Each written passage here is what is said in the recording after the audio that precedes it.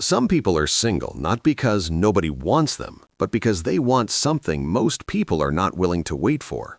Psychology explains exactly what is actually going on. First, their identity does not depend on having someone.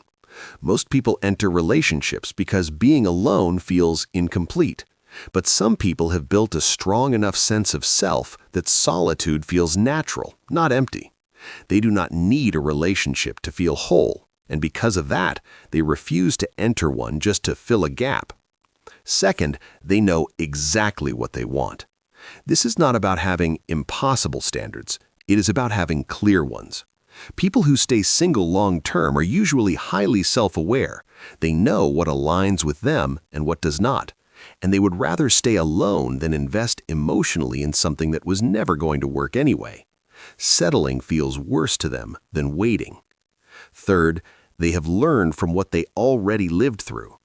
Some people are not avoiding relationships out of fear. They are avoiding them out of understanding.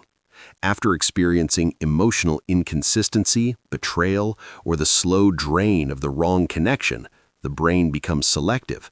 It is not closing off, it is pattern recognition. The mind learned what costs too much, and now it protects that energy carefully.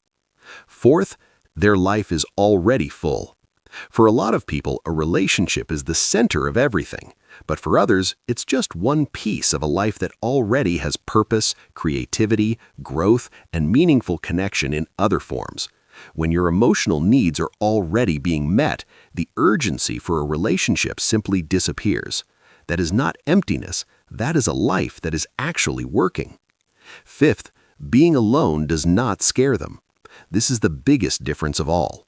Most people choose relationships to escape loneliness, but people who are genuinely comfortable alone stop making decisions from that fear. And when fear is removed from the equation, the choices they make are completely different.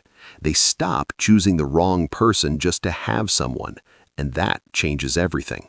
Being single is not always a waiting room. Sometimes it's a choice made by someone who understands themselves well enough to know what they actually need.